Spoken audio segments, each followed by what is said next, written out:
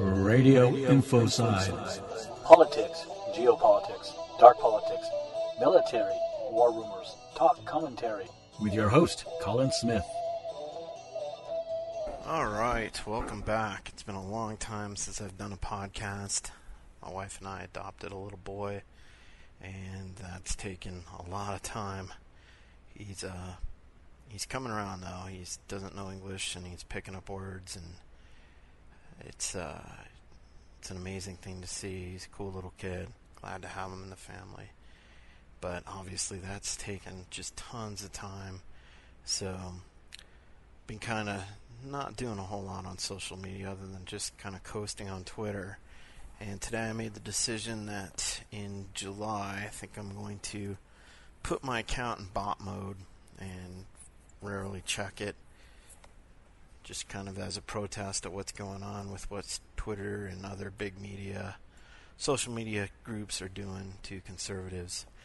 But tonight, the only reason I'm doing a podcast on trade is because trade is a near and dear topic to my heart. And, ever since I was first getting into politics as a teenager, thinking about things, the whole prevailing wisdom about trade always being this win-win thing just really bothered me. It didn't sit right. And so I'm going to talk about free trade and make some comments on what Trump is doing. And one of the reasons why I supported Trump, a lot of people just don't understand it. They're like, he's this orange yacht club guy, billionaire who's, is this TV personality or reality TV personality. How could you support him? Well, one of the things about Trump is he's been consistently saying, even from the 80s, that the U.S. has been getting a raw deal on trade. And he's actually stepping up and taking some action about it, which I think is a great thing, and I'll tell you the reasons why. But before I do that, let's just kind of set the framework. I don't think trade is bad. I think a lot of times trade can be good, especially when people are specialists. Like, let's say one country produces, great wine, and another country produces great cars, and so these two countries get together and say, hey, we'll give you some cars if you give us some wine, and it's a win-win. So I'm not anti-trade. So I want to get that out of the way. But at the same time, a lot of free traders are so brainwashed into thinking that trade's automatically good that when you discuss things, you kind of got to take them on and just bring them back to reality and ground them. So if you're one of these people who thinks trade's always good, let's just ground you in reality a little bit. I want to trade you 2 nickels for that 1 quarter you have, or I want to trade you, $100 for 10 cars. Not all trade is necessarily a good thing for both parties. In trade, there can be winners and losers. In trade, one side might win a lot more than the other side. So you have to kind of ground things in reality. Like, people just go on like trade is this holy thing, and to question any kind of mega trade deal that's going on, whether it be the Trans-Pacific Partnership, NAFTA, or whatever. It's like you're attacking a religious text, attacking a dogma, and you just have to, leave all the details out before you even get into it with them and just say, is it possible that there is trade that's bad? And if you can get them to come to that, logically moving forward, you'll skip a lot of stupid things that they're going to say. So I found that useful. Trade wars are disruptive. I think getting into a trade war is a bad thing. And, what is it? ZTE, a Chinese telephone company, they were recently blocked from the U.S. market, I think from exporting to the U.S. And today I read that their stock in Hong Kong is now delisted. Now, as a patriotic American who wants to see more telecommunication stuff built and operated and serviced in the U.S., I also work in the telecommunications industry. I think it's an awesome thing. But at the same time, I can't forget that there's probably decent people that work for ZTE and people in Asia and other places that have fortunes wrapped up in ZTE. So for this to take a hit like that, it affects people that aren't necessarily my enemy. So I want to keep that in mind too. Like, I'm not out to punish people. I'm not out to promote trade war. That's not my thing, because it is disruptive. But I would also argue that America has been in a trade war for a long time. Part of it was because we had such a huge economy compared to the rest of the world after World War II. Europe was, a lot of it was bombed into oblivion, and it took them a long time to get back. Asia was essentially, with the exception of Japan, being built up. Not a whole lot economically going on there. So if people ripped off the U.S. economy, it was like, if it allows us to have good relations with these countries, we'll let them rip us off a little bit. Where now, Asia's this booming economic engine, mainly led by China. Europe's, I think, pretty much fully recovered. And for us to just let them rip us off in bad trade deals is hurting us to the point where it's starting to, cut through, an analogy of a body. It's okay to burn off some fat, but once you start cutting into the muscle and the bone, then it's time to, start rethinking things. Another thing is that trade can be weaponized. You talk to free traders. Here's the thing. What you focus on is your focus. Like, if you get a free trader and you start talking to them and you say, well, is stealing intellectual property bad? All of them will generally say yes. But unless you bring it up, they won't bring it up. And so that's a problem with their ideology, and I'll hopefully remember to get back into that more as we go along. Here's one example. Like, I brought up on social media, I was talking to this gentleman, using the term loosely. He might have been a decent guy, I don't know. But anyway, he talked about how China had this competitive advantage because for developers, programmers, for everyone in the West that you can hire, you could probably hire 6 in China. And I brought up the point, well, are those 6 in China, do they have licensed OSs? Do they pay for all their software? Do they have all these laws and regulations about workplace environments that the West does? All that stuff's supposedly important, right? The idea that, we're not working 16 hours a day, 7 days a week is an important goal, right? We don't want to necessarily compete with that, and I'll talk about that more.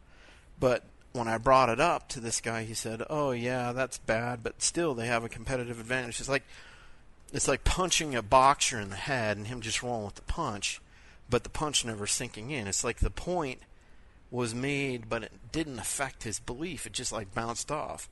Oh, but they have a competitive advantage. I just see this guy going through business school, MBA school, and just being bombarded where his mind is just so close to the fact that, the idea that we're competing with people that aren't playing by the same set of rules is a bad thing. And, I'll go more into that analogy, but it just bounced off, and I find that with free trade people a lot. Another thing is another example that I'll throw out there is like the solar panel industry. When Trump just recently put in a bunch of tariffs on solar panels and solar panel related tax, all these people on Facebook I was reading were going crazy because in their mind, basically, unless the products for the solar industry have to come in under a certain price point, otherwise they won't be able to be sold. You have this big industry in the U.S. where there's distributors, installers, salespeople, and all that. And then all rest on the fact that they can sell products to consumers under a certain price point. And in their minds, the only way to do this was to have the product come in from China. Well, I don't agree with that. You might sell less, obviously, as the price goes up. You've got that supply and demand curve where if the demand's based on price, and if it's going to cost more, the demand is going to go down. So there is truth to that, but at the same time, is it really true that people that are buying solar panels, if they've got to pay for a solar panel where they pay $100 per panel, now have to spend $120 per panel? Would that really deter them? Deter some, but would it be this huge hit on industry? I would argue not. And already I saw that a Chinese manufacturer of solar goods was already working a deal in Florida where they were going to move production, at least some production, back to or into the U.S. so that they can avoid tariffs, which is awesome. So let's talk about how this country was first funded. This country was first funded, the federal government, only almost exclusively through tariffs. This country was very protectionist, and a lot of our core industries that later developed into the American Industrial Revolution, our boom, were the same type of thing. There were tariffs, so people from Europe came and built their companies and products here, and we learned how to do it. Our workforce was employed, and that contributed to us building our industrial base, which led us to be an industrial power. And when you talk about, there's a bunch of different memes that free traders will throw at you. None of them will bring up the fact that this country's federal government in the early days was funded almost exclusively by tariffs. There was no income tax. And how we were able to build up all these big industries and how it was a great thing for our economy. It wasn't the end of the world, where now you talk about having some kind of tariff and it's like, oh my gosh, it's attacking religious orthodoxy. The sky is falling, the world's going to come to an end. It's not like that. Another thing to bring up is mercantilism, this concept that what colonial powers would do in the past is they would basically colonize areas. Like initially the Americans were a colony of the British and Dutch and others. And what they would do is the colonies produced raw materials to feed the European power, whatever it be, England or the Netherlands or whatever, to feed all their industries so they could develop these industrial bases that led to their national power and being able to project power. And in return for these raw materials, they would sell them finished goods. That's what was mercantilism. And it was encouraged to not have your colonial assets produce things, but be reliant on the whatever power owned them for things that they needed. And I can't help but see similar patterns going with our trading relationship with, say, China. Americans were all excited because China was about to pump in $50 billion into developing our oil and gas resources. And this was hailed as a great thing. So essentially we give them, and then I found out the other day talking about trade stuff and reading about it on the internet that, China was going to implement some agricultural tariffs in response to what Trump did as far as raising tariffs against $50 billion worth of Chinese goods. And in reading that, I found out that already the Chinese had owned one of the biggest cattle companies in the U.S. So they're buying up all the critical resources that they're allowed to get away with. We export them gas and paper and all these raw materials, the exception of rare earths, which they've cornered as far as at least the refining and turning, refining it. I'll just call it that. Excuse me. So that sounds a lot like mercantilism to me. Another thing to consider is economists are only one domain subject matter experts. They know about economics. And from their worldview, everything is all about economic efficiency. That's the hidden hand, that's all that matters. And, things like nuclear wars or non-market factors coming into play like assassination, property or intellectual property theft, honeypots, blackmailing, all that stuff. They just kind of shrug it off and just go back to whatever they were brainwashed, taught through the schools, and taught not to critically think about. But the world, as far as nation-state relationships, is a multi-domain sphere. You're talking military relations, political relations, cultural relations, ethnic relations, economic relations.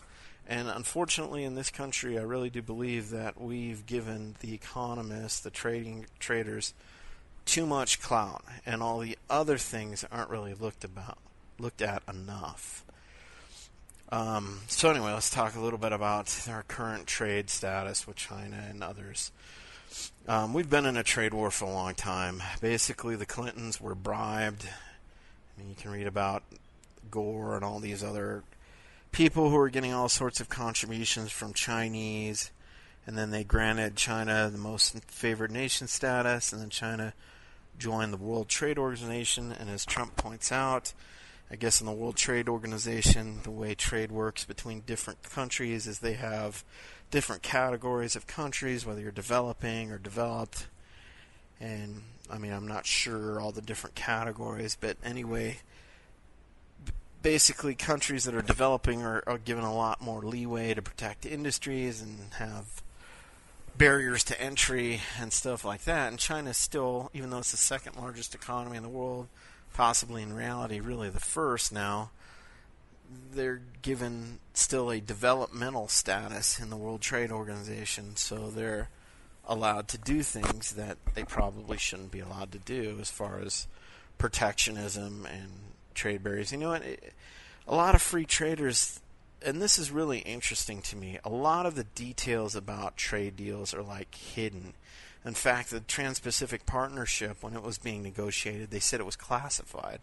Why does a trade deal need to be classified? It's that makes no sense to me at all, other than someone's, if you're trying to hide something, you probably have something that you don't want to reveal because people wouldn't like it.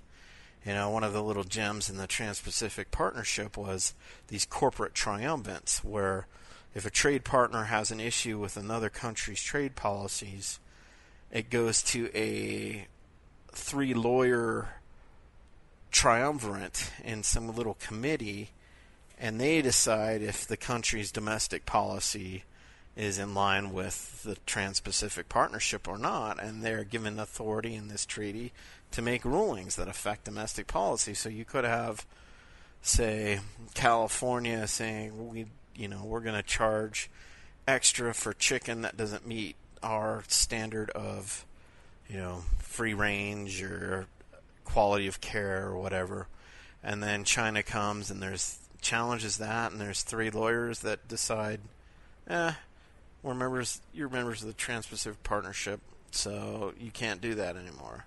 And it's done. And that would have the force of the law in this country. I don't think the average American, if you really ask him about it, unless there's some kind of crazy globalist, which we've got plenty of them, would say that's cool. Hey, let's give up all our sovereignty to little 3-lawyer triumvirates that meet in secret in some secretive treaty that's thousands of pages that there's no possible way any of the congressional people that are voting on it know what's really in it, because they just wouldn't have time to go over it. And when they do have time, they would need legal eyes to see and subject matter experts to really understand what it's saying. So that's another reason why I'm against these type of treaties. Anything negotiated in secret that's not, related to high technology military type stuff, to me is an automatic thumbs down. No, sorry. All right, so what's trade with China given us? We've had, you have to be a brain on this. I don't have the exact statistics up, but something like 4.2 million jobs have been lost at least. Tens of thousands of factories, each with 500 workers or more, have gone to China. And you'll see free traders make these arguments like they'll just make these holy writ claims with no backing of them and just expect you not to think critically and just accept them. Trade with China has affected, no jobs at all. It's like BS. There was like millions of jobs have gone to Asia, China mostly, and other countries. And when those jobs leave, you've got a manufacturing plant. All those people that work in that plant provide revenue to their families, provide revenue to governments through taxes. When they're unemployed, you've got a bigger unemployment pool, which pushes pressure on wages in general. Instead of having 50 people compete for a job, now you've got 75. So the people who offer the jobs tend to, another basic economic concept, lower the amount of money that they give. In this country, when you're unemployed, there's all sorts of benefits you can get. So all these unemployed people go through a benefit phase where they're getting benefits, and that puts further pressure on federal budgets. I mean, this whole game that our government plays with the unemployment numbers is ridiculous. Don't look at unemployment numbers, look at non-participation labor rates. Last time I checked, we had something like 98 million people that could be working not. I mean, supposedly, that number sounds a bit high to me, but it's just, if you're not, the true unemployment rate's closer to like 25-30%.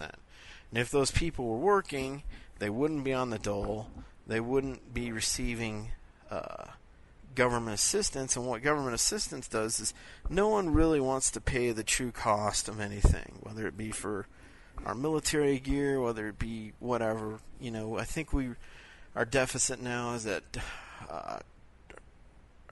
21 trillion, or our debt, and even with Trump in there, there's it's gone up like 500 billion, and it doesn't seem to be slowing down at all. And that's, a lot of it has to do, some of it has to do with a lot of benefits that people are getting. We don't want to raise taxes because then, in our current trade regime with all these countries, our corporations, if they're taxed more, and people's income, more of it goes to taxes, then there'll be pressure to raise income to meet the deficiency there. So it makes our corporations less competitive. They move overseas, and there's less tax revenue, and it's like a negative feedback cycle. So instead, part of the problem is we just run debts, huge debts, all the time. And people will blame the military-industrial complex. Right now, I think less than 4% of our GDP, something like 3.2% of our GDP is going to the military, where in the past it was, without running trillion-dollar deficits, we somehow managed to spend 6-7% of our GDP, not even in wartime. So to me, that's a bogus argument. And also, when all those workers, around the factories go out, there's also all these other industries that are related to them. Factory workers go over to Bob's Sub Shop to get subs during lunch. When there's no factory workers, Bob's Subs goes out. He can't afford his daughter to go to college anymore. There's this whole ripple effect that blows through the economy. The core element of an economy is making things, taking something out of the ground, having an idea, forming it, shaping it, producing it. All the paper pushing and support meta economy, if you will, that rides on top of that is wiped out if there's not enough of that base core economic engine that's at work. And I think it's a real mistake for us to just export that out. What else?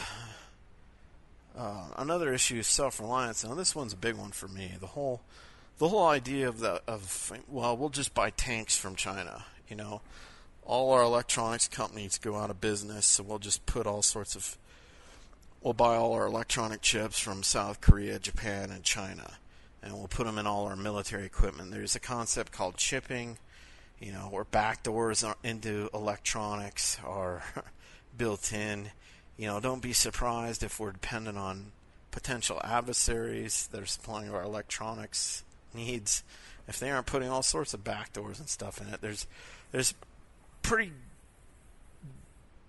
a rumor that was propagated by a fair amount of people that are fairly knowledgeable that the stealth, I forget what the designation of it was, this RQ Sentinel something that went down in Iran. There's real good evidence that its navigation system might have been chipped, and the Iranians, with possible Chinese help, were able to bring the drone down and land it. And then the Iranians have pseudo-reverse engineered it and now are producing drones of some kind of stealth capability based on what they got, and I'm sure that technology bled off to China and others.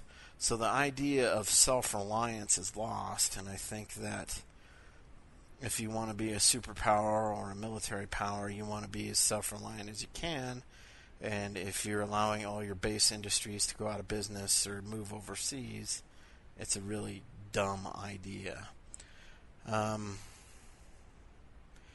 And again, also, once there's this concept of a knowledge base, like a lot of countries can't build iPhones because you have to have engineers, you have to have people experienced building all the subsystems, all the various components. And the problem is take cars for example. Like if America allows Detroit and GM and Ford and all these other car companies and suppliers all to essentially degrade and disintegrate and be gone, if all of a sudden, for whatever reason, we decide, hey, we want to make cars again, we won't have the knowledge base to do that. That knowledge base will be lost. It's already becoming lost. Like, can American companies, build TVs anymore? Can we build flat panels? I mean, in theory, we could. I'm sure there's still Americans that are involved in the designing of such things, but actually sitting down and setting up a production site and getting things done, I think it would be a lot tougher than we think. We've allowed that knowledge to go to other countries, and we haven't maintained the professionals here. They've all retired or gone into other industries to do it, so it would be really hard to do it. We would have to do it probably like China and others do it, where you provide some kind of labor incentive for foreign companies to come in, you steal all their technology, and then you get your own domestic industries going. We'd have to do something like that. And again, if you allow a bunch of your domestic industries to be gone, you risk inefficiencies for certain things. Like, say, Newport News. I think right now there's like 2 shipyards that can build nuclear submarines for the U.S. Navy. And they kind of alternate which shipyard's working on what. Like this shipyard's building 2 subs this year, the other one's working on subs as well. And they kind of, even though the contracting company would in the past just go to one shipyard, now they divide it up to keep 2 shipyards going. Where in the past, if we had this large domestic ability to, and there might have been 10 or 20 shipyards. In World War II, we said, okay, we need supply ships, and we were able to turn out Liberty ships. Boom, boom, boom, boom, boom. Where now we probably couldn't do that. I mean, I don't even know if tankers are built in the United States. I think a lot of them are built in South Korea. So what we have is the industries that are left tend to be protected and coddled, and that's why an F-35 fighter is, basically 10 years late. It's just now getting combat coded, and it's even debatable if it's really even capable. It costs 3 times more than it should be. It's because you're in an industry where we say, okay, this has to be mostly at least made in America, the critical components, but there's only 1 or 2 companies left that can do it. And, where in World War II you might have had, 30 companies that could produce airplanes. And so we lose that capability. It leads to crony capitalism. One of the things we definitely want to do in America, I would like to see a lot more production come back, but we want to make sure that it's competitive. We want to make sure lots of companies are building things. Like if you look at Japan, how many car companies they have? They've got Honda, Isuzu, Suzuki, Toyota, Subaru. I'm missing somebody. Mitsubishi. They've got at least 6 or 7 that are making cars. And what do we have? We have Ford, which really is just a brand. It makes a lot of its stuff overseas now, although it still makes some components here. And then we have General Motors, and then we have Chrysler, and Chrysler's essentially bought by Fiat. So it's not really even an American company, though it produces a lot of stuff here. And some of the other companies that are foreign will produce here and talk about, oh yeah, we're producing in America, it's great for American jobs. And it's better than nothing, but if you really analyze a lot of the time, what's happening is things are being assembled here. Most of the critical parts are made overseas, brought here, and then assembled. The cars aren't actually made here. And you can actually, I was pretty surprised, you can find out, what percentage of cars are made in America online. So go ahead and check that out. And, I think Dodge had some models that were still mostly made in America, but it's pretty disappointing to actually look at. Alright, so other countries, let's talk about them. EU hypocrisy on Chinese steel aluminum tariffs. I saw all these stupid European snobs, America haters, talking about how, and I'm not saying I hate all Europeans, I don't. I know some, I like some, especially in the Baltic regions. I know a few. But it was really disappointing. A lot of them were from the UK I was reading about. You Americans trying to do this stuff with trade. Well, the world's going to slap you down, blah, blah, blah. And this was all a reaction to the steel and aluminum tariffs that Trump enacted. And then it turns out that Europe has like 3 times the amount of tariffs on steel and aluminum that America has against China. Like, I think theirs are like at 100%, ours are like 25%. So they're a bunch of hypocrites. The Europeans have been ripping us off too, and I hope Trump is going to deal with them. Another thing to consider with trade tards or free traders that they don't talk about is a lot of countries have it so that you can invest money in, but you can't necessarily get money out. Like I remember in the 90s talking to some people who knew investors that invested in China a lot that were from Taiwan. And China had all these rules about making it really hard to transfer money out of China back into Taiwan. So one of the ways the creative Taiwanese would get around that is they'd overcharge for critical materials that they claimed they needed for production in China. So they'd have this factory in China because in order to sell goods in China, you had to produce it there because the Chinese aren't dumb, either the Europeans. So they'd bring in these supplies, and let's say, widget X would normally cost $5, they would charge $10, and then the supplier would give a kickback to the owners of the company, and that was the way they can kind of work around getting money out of China. But a lot of our trade tards here in America, our globalists, our free traders, our brainwashed MBA graduates, they look at China and they see this huge market. And it is going to be huge. And they go, oh, we got to get into that. And China effectively uses that as like a carrot on a stick. They say, oh, yeah, come and invest factories and stuff. And so companies say like GM will, on paper, have all of these holdings in China, which inflates GM's stock prices and, their corporate bottom line. But in reality, China could flip a switch and nationalize all those industries in a heartbeat. Just boom, done. And China still makes it difficult to get money out.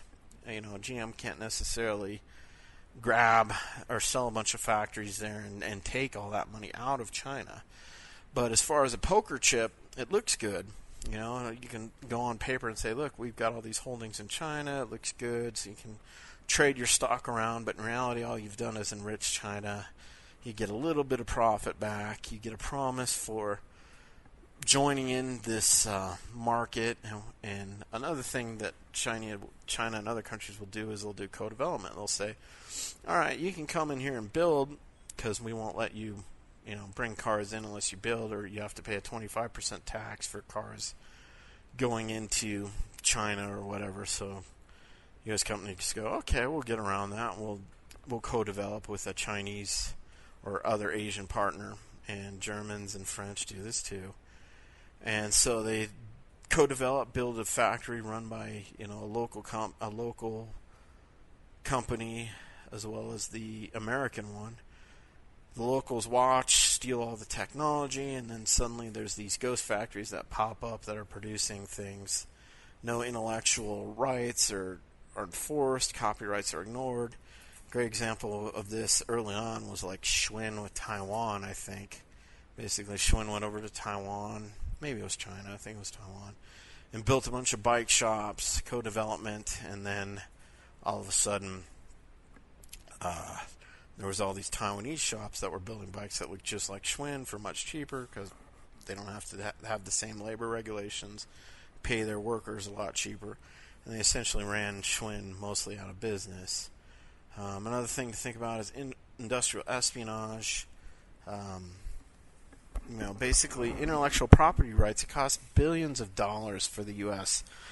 to develop things, and when it comes to military stuff, a lot of it is done with taxpayers' money, and the Chinese will just hack in, or the Russians, or whoever, and steal this stuff.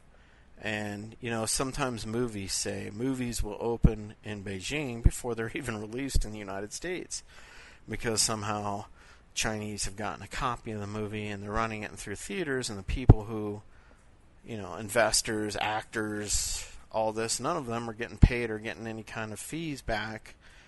And Chinese steal games. I mean, Mexico, you can go down to Mexico and buy all sorts of the latest computer games for $5 on a DVD and stuff. Just other countries rip us off. And if we're supposed to be this knowledge-based economy, we have to enter in trade relationships that honor that protect that. Otherwise, other countries will just rip us off with impunity and won't care. And one of the things that Trump did is he stepped up and said, we're not going to tolerate this anymore. And you had all sorts of weak-kneed, low-testosterone, free trade males pop up and say, well, we agree that what China's doing is wrong. We should deal with the systemic issues rather than, risk a trade war. Like, well, how? How do you deal with that? Have a committee? Talk some more? Get more promises from China that they don't honor, or other allies? We've been doing that for 20 or 30 years. It's time to, there's got to be some kind of leverage. And that's what Trump's doing, is leveraging. That's another thing, too, is people don't get the whole art of the deal type of thing, where basically you realize you have power, you realize you have something that your person you're negotiating with wants or doesn't want to happen, and you use that. Doesn't necessarily mean that you plan a big trade war or plan some, worst case scenario, but you're putting it out there saying, hey, look, the deal we're in sucks. This is what we can do to you. Let's renegotiate. So it's more of a win-win. And we have such weak-kneed, lame people on our side that are a bunch of whores for big corporations, because let's face it, big corporations, one of the things they do is kind of like a pyramid scheme where they can fire all the American workers, move production overseas, and for the companies or countries that do allow you to pull money out, or if they want to play the big pool game where they want to think they're rich because they have a bunch of holdings in a country that could immediately take them away, they get rich. Corporate CEO compensation is going up astronomically compared to your, the rate of returns compared to your average American worker, say. There's obviously at that top level a lack of competition, because I don't see how some of these guys that run these companies are that brilliant that they need to be paid millions and millions of dollars. They're not. They just own what's left, and they're running a pyramid scheme. They're selling out their countrymen. They make a little bit more money, drive maybe one Ferrari instead of two, have, two mistresses instead of one, and, it's a joke. And they destroy our country's base economic potential, and it's really limiting, and it really hurts us. Another thing that other countries do is dump, or say China goes, all right, we want to make all this type of circuit, or say South Korea does. And there's 2 U.S. companies that are still doing it. Say Micron, who makes memory, we want to run them out of business. So we're going to sell all our DRAM memory actually cheaper than what it cost us to produce, and we're going to have our government subsidize us, and we're going to do it for a couple years until Micron can no longer make memory, and then they'll go out of business, and then we'll raise the price up and we'll control the market. That happens all the time, and we need to start fighting back there. Some of the other memes here that free traders will use is well, we can't have tariffs. I mean, look what happened with the Smoot-Hawley Tariff Act. The Smoot-Hawley Tariff Act of 1930, by the way, the Depression started in 1929. So if they say that the tariffs were the cause of the Depression, really they should be focusing on pre-1929. And there was another tariff act that was actually larger than Smoot-Hawley. I don't know why that was in... I'm wrong. But anyway, they quote the Smoot-Hawley tariff act as this huge thing that created the Depression. No, the stock market crashed in 1929. Smoot-Hawley Act came in 1930.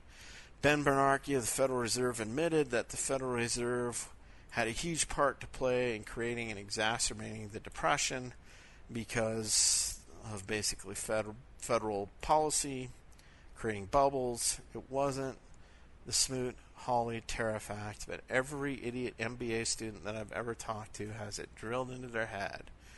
Another thing they'll talk about is some more recent action, like see Obama with tires. They'll say, well, that didn't work.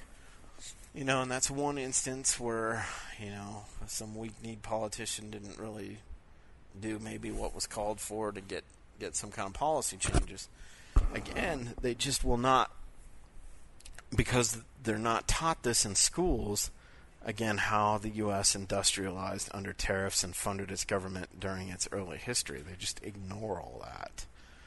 So you can shoot down that Smoot-Hawley Tariff Act, remind them what Ben Bernanke said. What's another one that they use? Let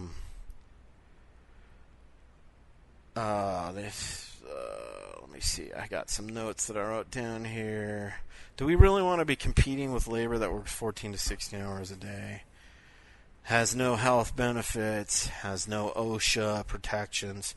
Now, a lot of conservatives will immediately jump on and say, well, we got to, end regulation here, or everything's way over-regulated. It costs a bunch of money to, it makes labor much more expensive here. I agree with that to a point, but I remember those pictures of when that, back in the early industrial days where you had little kids working in factories, 14, 16-hour days. That's kind of what China's doing. Do we really want to compete with that, nor do we really want to encourage it in China? One thing I saw that was kind of cool is some kind of show interviewing Chinese laborers, and one of them had free time because they worked for a South Korean company, and the South Korean company had self-imposed strict enforcement that even their Chinese laborers could only work a certain amount of days. But the Walmart ones, Walmart does all sorts of stuff. I was reading where they'll audit companies to make sure that they're doing things a certain way that looks good. And the Chinese companies will just keep 2 or 3 sets of books. There's the real one, the ones that they show the Walmart auditors. And the Walmart auditors know it's wrong. But, hey, it checks the box. That's all they're worried about. Everybody's making money. More Americans go unemployed. All sorts of small little businesses that used to produce things go out. And China becomes a military world power because their economy is growing at like 7%. They can afford all this military stuff, where we are buying or borrowing from the Chinese to try to put overpriced naval assets in the Pacific to thwart the Chinese, which makes 0 sense at all. So, and then every once in a while you'll have the libertarian argument where government shouldn't intervene in what free peoples do, trade with one another. You'll hear that argument. They'll bring that up. And then that one's easy to slap down. You just go, oh, so you're for, trading in organ harvesting or sex slaves or pedo stuff. because that's two people or more and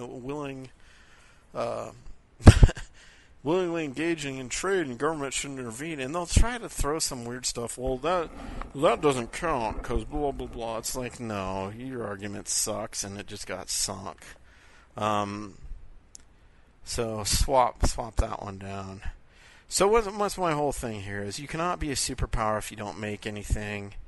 Industry is like the core of your economy that everything else sits upon, and the more you outsource that core, the more you either have to make it up with a fake economy or debt, and you're just cruising for a bruising. Our company, should we be competing our country with labor? I mean, the third world's essentially got an infinite supply of cheap labor. I mean, I wish the best for the third world and the second world. I mean, I hope they're getting better. I mean, China is, for a certain percentage of their population, they do have a budding middle class now, and it's growing. That's good. But it shouldn't be at the expense of our middle class. And we're getting ripped off, and it's hurting our country, and it needs to stop. And the time for talking about it is over. We've talked for 30 plus years. All these people that are coming out of these MBA schools are totally brainwashed that free trade is this good all the time, rather than driving around through the Rust Belt cities and seeing the havoc and the waste that idiot trade policies have wrought on our country. They just stick to their little textbooks and what they were taught, and they just pipe it. And all these details of how bad our trade policies are really hard to come by. You have to dig pretty deep. I haven't even touched on most of them because a lot of the stuff I read in was like the 90s about how like Japan could come over and cut down Alaskan trees for essentially $1 a tree to make paper, where domestic loggers had to pay like 4 or 5 times that. Because again, in the late 80s, early 90s, our biggest potential trade partner threat was from Japan. So again, there's stuff like complaints about how a lot of Japanese companies or people wouldn't buy U.S. cars because the steering wheel was on the wrong side. And then it was pointed out that Japan only allowed a couple 100,000 cars to be brought in, and it wasn't feasible for the companies to produce for such a small number cars with their steering wheels on a different side. So it was like a double whammy. Japan put a limit on how many cars we could bring in, and then made it so it was inconvenient for people to buy them because the steering wheel was on the wrong side, and by having that smaller number. And then there was the whole thing about how Japanese trucks, they would classify them as cars to bring them in. Even though they were sold as trucks, they were theoretically just cars, so they didn't have to have all the safety standards, even though they were competing domestically in the same market as U.S. trucks.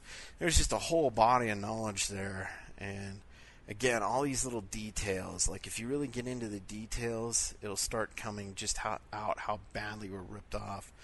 But the free traders don't even care. They don't even want to know. And the ones that have a clue, that are in power, obfuscate those deals. I am a little bit of a conspiracy theorist, where I do believe, shockingly, that this is all kind of by design. The U.S. is a powerful country, and it's kind of a constitutional republic, and the powers that be want an integrated world order, global government type of thing. And if the U.S. is too powerful, it could buck the system at any time. So the idea is to weaken the U.S. and then slowly integrate it more into the world system. And part of that has been through these crappy trade deals, deliberately, to suck kind of the marrow out of our bones and weaken us so that we're more easily integrated and less of a threat to the New World Order as it emerges. So take that for what you will. Anyway, I hope this has been at least thought-provoking, and I hope you'll consider our trade policies. And you might hate Trump, you might be neutral. I just hope you'll support local and American-owned businesses, and to try to make sure at least they get a fair shake If they get a fair shake and fail, that's one thing. But when they're not even getting a fair shake, and they're playing in markets where they can't really, where there's tariffs against them, but no tariffs coming the other direction, and a whole lot of other things that make it really hard for them to compete. I hope you at least think that's unfair enough to be willing to listen to change those policies. That's it for me. Thanks for listening. Have a good night. That's all, folks.